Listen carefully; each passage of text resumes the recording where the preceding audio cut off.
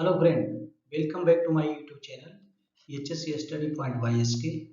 आज डिस्कशन करने वाले हैं terminology of scaffold oblique component of scaffold part 2। Part 1 already मैंने बता दिया है, तो आज मैं पार्ट 2 पे कुछ पार्ट इसमें छूट गए थे उस पर बात करेंगे। ये स्कैफोल्ड आप देख रहे हैं, इसमें कुछ चीज़ें हैं जिसको जानना जरूरी है। जैसे कि सबसे पहले जो वर्टिकल पोस्ट होता है, वर्टिकल पोस्ट ये देख रहे हो आप, वर्टिकल पोस्ट है, ये दो वर्टिकल है, इधर दो वर्टिकल है, इसको स्टैंडर्ड बोलते हैं। अब स्टैंडर्ड का काम क्या होता है? स्टैंडर्ड क्या होता है? स्टैंडर्ड आता है vertical tubular member that transmit the vertical load of the scaffolding to the foundation. तो वर्टिकल क्या होता है? ट्यूब मेंबर जो है वो वर्टिकल लोड को ट्रांसमिट करता है फाउंडेशन को। ठीक है, स्कैफोल्ड पे जो भी लोड आएगा तो वर्टिकल लोड है जो इसको किसको ट्रांसमिट करेगा? फाउंडेशन को। नेक्स्ट देखते हैं लेजर। अब लेजर क्या है? लेजर ये देखिए जो लंबा वाला लगा हुआ है ये लेजर है, ये देख रहे हैं ये लेजर है। लेजर का क्या काम होता है? ये लेंथ वाइज हॉरिजॉन्टल स्कैफोल्ड होता है ना, दैट सपोर्ट द बियरर और transom and tie with post. तो क्या करता है बियरर को या ट्रांजम, बियरर और ट्रांजम इसी को बोलते हैं। इस तरह से जो पाइप इधर से आई है या ए आई है, इसको हम लोग क्या बोलते हैं? ट्रांजम बोलते हैं या इसी को बियरर बोलते हैं। तो इसको क्या करता है? सपोर्ट करता है और इसको टाई विद पोस्ट, और पोस्ट के साथ इसको क्या करता है? अटैच करता है। तो लेजर समझ गए। अब देखते हैं कि ट्रांजम क्या है। ट्रांजम क्या है? तो ट्रांजम जब वही देख रहे हैं, ये जो सीधा पाइप आ रहा है, यहाँ से ए आ रहा है, ऊपर के स्कैफोल्ड में सिर्फ पैरेलल जाएंगे तो सेम तरह का ऐसे ही आएगा स्ट्रक्चर। ये सब ये है जो क्या है? ट्रांजम और बियरर। ये क्या है? Horizontal transport scaffold member they support platform unit and supported by at least 2 runner और लेजर। तो ये क्या होता है? एक्चुअली इसका ट्रांजम का काम क्या होता है? प्लेटफॉर्म को सपोर्ट करता है, क्योंकि इसी पे हम प्लैंक्स डालते हैं, इसी को प्लैंक्स डालते हैं। और ये इसका सपोर्ट कौन करता है? यहाँ पे लेजर करता है। At least supported by at least 2 runner. तो रनर ये हुआ, ये रनर है, ये रनर है, तो इसको सपोर्ट करता है। ट्रांजम को सपोर्ट क्या करता है? रनर करता है। और इसका मेन फंक्शन होता है कि ये प्लेटफॉर्म को सपोर्ट करता है, क्योंकि इसी पे प्लैंक्स डालते हैं। अब इसमें देखते हैं कि इंटरमीडिएट ट्रांजम क्या है।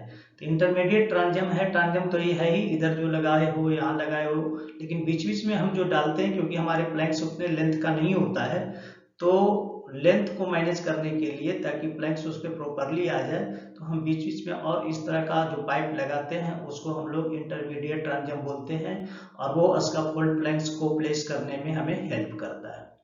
तो आप इसको अच्छे से समझ गए हैं। स्कैफोल्ड में ये टर्म मेन चीज है जिसको जानना जरूरी है।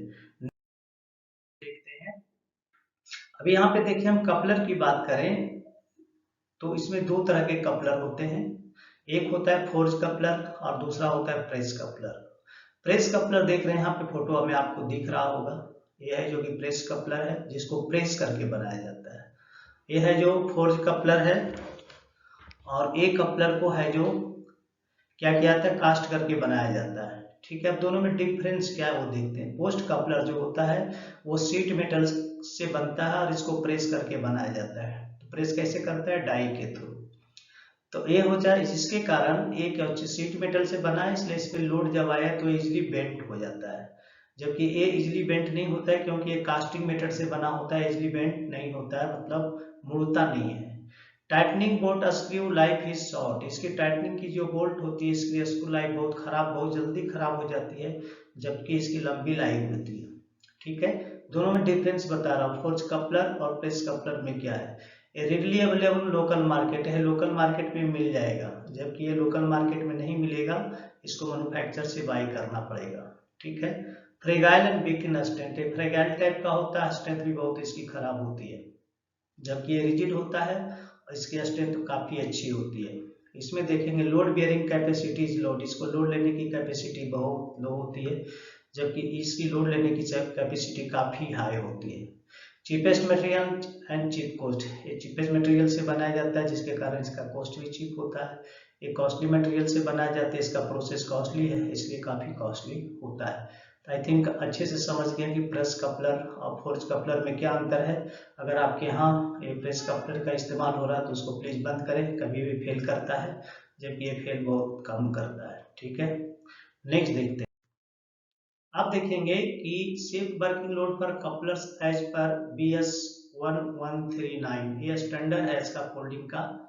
एक कल जो हम बनाने वाले हैं उसमें इसका डिटेल बताएंगे, डिस्क्रिप्शन ऑफ फिटिंग और इसके सेफ वर्किंग लोड कितने रहेंगे। राइट एंगल कपलर जो इस्तेमाल करते हैं उसका जो है safe working load 6.25 kilo newton यानी कि 640 kg। स्विवेल कपलर का 6.25 kilo newton 640 kg। Joint pin expanding spigot का होगा 21 kN 2149। स्लिप कपलर का होगा 3.1 kN 3 इतना, अनएडजस्टेबल बेस प्लेट का इतना। अब ये इसमें जो टर्म दिए होंगे शायद इसको समझ में नहीं आ रहा होगा, तो इसके पहले जो वीडियो मैंने इस पे अपलोड किया है टर्मिनोलॉजी ऑफ स्कैफोल्डिंग, उसमें देख लीजिएगा। ये पार्ट 2 है, वो पार्ट 1 है, तो उससे आपको क्लियर हो जाएगा। अब यहाँ पे देखते हैं दो चीजें हम और स्कैफोल्डिंग में यूज करते हैं, एक होता है लैडर बीम जबकि दूसरा होता है लैटिस बीम। अब लैडर बीम क्या होता है? Ladder beam 2 base supported by 3 pipe deep steel. इसमें देख रहे हैं इसकी जो चौड़ाई एक तरह से होती है, डीप इसी को बोलते हैं, इसकी चौड़ाई जो होती है 305 mm होती है, यानी इतना चौड़ा ये होता है। ठीक है, और इसका जो बीच में जो ए सपोर्ट जो लगा हुआ है बीच में उसकी भी लेंथ सेम होती है 305। तो ये हो गया लैडर बीम। अब लैडर बीम का इस्तेमाल कहाँ होता है?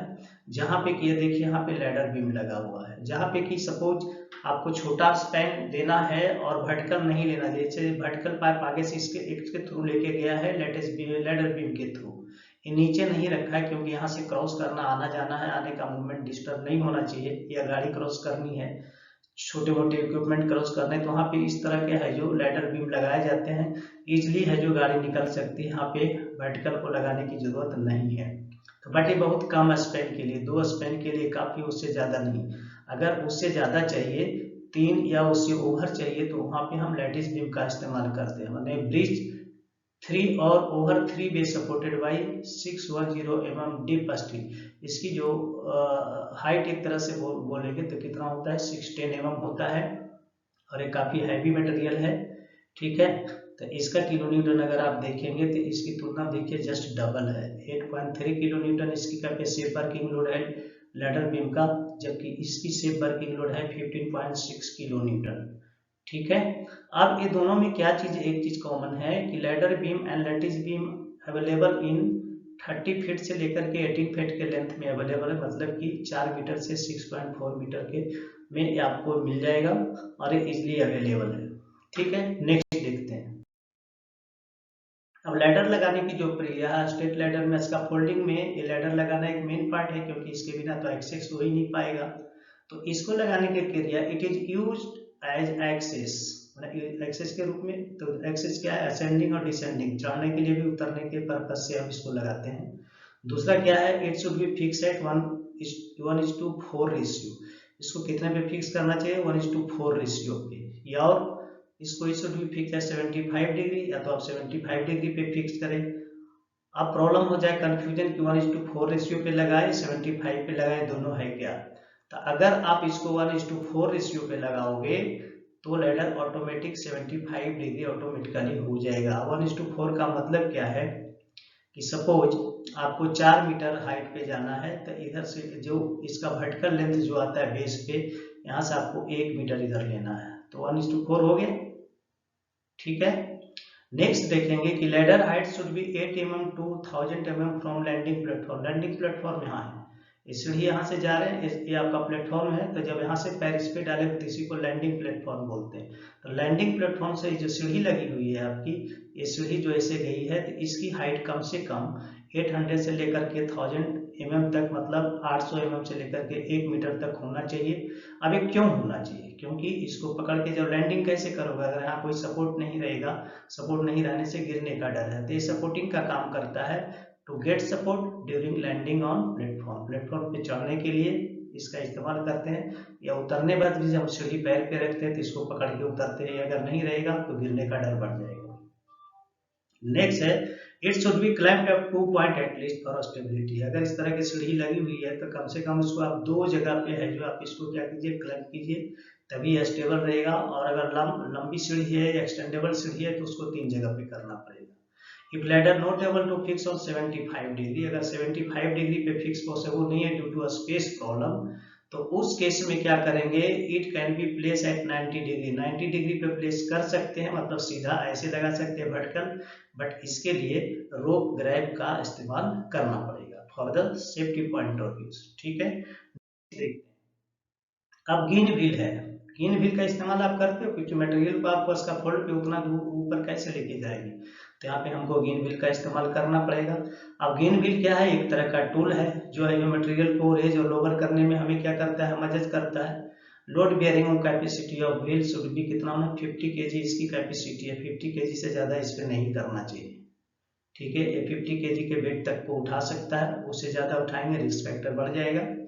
क्योंकि इसका रीजन क्या है, क्योंकि आपका ये पाइप यहाँ से एक्सपेंड होता है और एक प्रोजेक्टेड होता है 750 mm, 750 इसकी यहाँ से यहाँ तक की लेंथ 750 mm है। अगर यहाँ पे ज़्यादा लोड उठाएंगे और यहाँ पे इसका प्रोजेक्शन ज़्यादा रहेगा तो क्या होगा, ये टूटने का डर है या टिल्ट होने का डर है। ठीक है, नेक्स्ट देखते हैं। अब इसमें देखेंगे इस तरह का कोई इसका फोल्ड है तो ये क्या होता है, पहले सबसे पहले बे लेंथ क्या है। बे लेंथ होता है दो वर्टिकल के बीच का डिस्टेंस को बे लेंथ बोलते हैं। ठीक है, दूसरा होता है कीकर लिफ्ट। कीकर लिफ्ट जो आपने यहाँ पे बेस प्लेट रखा और बेस प्लेट से जो पहला आप यहाँ पे लगा रहे हो लेजर और ट्रांजम, तो उसका जो हाइट होता है यहाँ से यहाँ के बीच का जो हाइट होता है उसको कीपर लिफ्ट बोलते हैं। और कीकर लिफ्ट की कम से कम हाइट ग्राउंड से 150 mm होती है। ठीक है, लिफ्ट हाइट है तो जो पहला जो आपने यहाँ से लगाया और यहाँ से पहला जो प्लेटफॉर्म आपने बनाया उसके बीच के डिस्टेंस को लिफ्ट हाइट बोलते हैं। ठीक है, क्लियर। नेक्स्ट देखते हैं। अब इसमें कपलर बहुत सारे यूज होते हैं, tube and fitting couplers, coupler scaffold, ring lock scaffold. तो इसमें कॉमन पॉइंट सभी में क्या है कि इसमें कुछ चीजें यूज होता है, जैसे वुडन बोर्ड लगाओगे या यहाँ पे हम लोग मेटेलिक बोर्ड भी लगाते हैं, जो कि इसके पहले वीडियो में डिटेल है, देख लीजिएगा। बेस प्लेट या जैक लगाते हैं, राइट एंगल कपलर लगाते हैं, स्विवेल कपलर लगाते हैं, स्लीव कपलर लगाते हैं, पैरेलल कपलर लगाते हैं, बिंग गर्डर या कपलर लगाते हैं, लैडर क्लप लगाते हैं, स्पेगॉट लगाते हैं, गिन भी। तो कॉमन है जो कि ट्यूब एंड फिटिंग स्कैफोल्ड में भी मिलेगा, कपलर स्कैफोल्ड में भी मिलेगा, रिंग लॉक स्कैफोल्ड में भी मिलेगा। ठीक है, नेक्स्ट देखते हैं। अब यहाँ पे देखेंगे डायमेंशन एंड प्रॉपर्टीज की बात करें अगर ट्यूब का, तो steel tube BS 1139, galvanise steel tube BS 36323 and aluminium tube जो कि स्मॉल अभी नहीं होता है, एल्युमिनियम ट्यूब का इस्तेमाल नहीं होता, बट इसके भी स्टैंडर्ड है। तो अगर आउटर डाया की बात करें तो इसका कितना होगा ट्यूब का, 48.3 mm, यानी टोटल 0.5 हो सकता है आगे पीछे। और इसका गैल्वेनाइज का भी होता है 48.3, इसका भी टॉलरेंस है जो 0.5 है, आगे पीछे कर सकते हैं। एल्युमिनियम का भी सेम, बस इस पे चर्चा नहीं करेंगे क्योंकि अभी इस्तेमाल बहुत कम जगह होता है। थिकनेस और सीमलेस देखेंगे, इसका है ट्यूब का कितना होगा 4 mm, इसका 3.2, इसमें भी टॉलरेंस है जो बहुत कम है 0.5 का, और इसमें बस सेम वही है लगभग, थोड़ा सा 0.02 का इसमें डिफरेंस है। ठीक है, नेक्स्ट अभी कास्टर व्हील है। कास्टर व्हील देखते हैं इसका फोल्ड में लगा इस तरह का इसका फोल्ड रहेगा तो उसमें कास्टर व्हील लगा कर इसके हम मूवेबल बना देते हैं एक जगह से दूसरे जगह के लिए, क्योंकि इतने बड़े इसका फोल्ड को उठा के एक जगह दूसरी जगह लेके जाना, अगर कम हाइट पे काम करना है तो इस तरह का अरेंजमेंट किया जाता है। और वैसे जगह पे अगर इसको उठा के लेके जाना होता है बहुत बड़ा एक तकलीफ की काम है, बहुत मुश्किल, इसमें 5-6 आदमी लगने के बाद भी इसको प्रॉपरली लेके नहीं जा सकते। लेकिन अगर इसमें कास्टर व्हील लगा देंगे तो इजिली वन प्लेस से दूसरे प्लेस पे आप लेके जा सकते हो। इसका मतलब क्या है, it is made from steel और हैवी ड्यूटी पॉलीथीन। ये कास्टर व्हील किससे बनता है, हैवी ड्यूटी स्टील से बनता है, स्टील से बनता है या हैवी ड्यूटी पॉलीथीन से बनता है। It can move easily from one location to other location, एक जगह से दूसरी जगह अगर व्हील लगा दे जाने लगेगा। अब ये क्या होता है, it can be climb using scaffolding to make a scaffold mobile. तो इस एस का फोल्ड है और इस पे है जो इजिली ये फिट हो जाता है, इस तरह का इसका स्ट्रक्चर रहता है, इस पे आके वर्टिकल आ जाएगा, यहाँ पे क्लैंपिंग कर देंगे तो इजिली फिट हो जाएगा, तो इसको एक जगह से दूसरी जगह आप मूव कर सकते हो। It has locking mechanism by which scaffold stand free at one place. ठीक है, इसमें लॉकिंग मैकेनिज्म भी होता है, जिसके कारण आप इसको एक जगह पे खड़ा करेंगे तो इसकी व्हील आगे नहीं बढ़ेगी, तो जिसके कारण हम इसका इस्तेमाल बहुत टाइट मात्रा में, जहाँ की हमारी हाइट कम होती है लगभग 5 मीटर 6 मीटर, तो यहाँ पे प्लेटफॉर्म बना के हम आराम से काम कर सकते हैं। मैक्सिमम 4 मीटर 5 से 6 मैक्सिमम रख लो, तो वहाँ पे इससे हम आराम से काम कर सकते हैं। देखते हैं कि टर्मिनोलॉजी और कंपोनेंट ऑफ स्कैफोल्ड। तो इसमें स्कैफोल्ड में जब आप चेकिंग करेंगे तो इस तरह के यहाँ पे चीजें आपको मिलेगी। यह है टैग लगा उसका, do not use scaffold, red tag. Green tag अगर लगा दिया तो इसका मतलब सेफ फॉर यूज। ठीक है, इसमें है जो स्कैफोल्ड इंस्पेक्टर रहेंगे वो साइन करेंगे, सब चीज सारी चीज उसमें चेक किया, जो भी इसमें चेक लिस्ट में रहेगा या जो इसमें लिखा हुआ रहेगा मेन पॉइंट, उसको देख के if everything is okay then वहाँ पे वो साइन कर देगा। तो साइन करने के बाद आपका स्कैफोल्ड ओके हो जाएगा। सो ओके दोस्तों, ये स्कैफोल्ड का एक component of scaffold and terminology of scaffolding ये पार्ट 2 था। उसके बाद नेक्स्ट वीडियो जो है और इसके अभी 2-3 और इस पे आएंगे तो पूरा स्कैफोल्ड क्लियर हो जाएगा। तो मैं दोस्तों उन लोग से रिक्वेस्ट करना चाहूँगा जो हमारे नए चैनल को अभी पहली पहली बार देख रहे हैं कि नए हैं, तो प्लीज चैनल को सब्सक्राइब कर लेना, बेल आइकन को भी प्रेस कर लेना ताकि हमारे वीडियो का नोटिफिकेशन मिले, और दोस्तों में जरूर शेयर करना ताकि उनको भी इस तरह का नॉलेज मिले। Okay, thank you.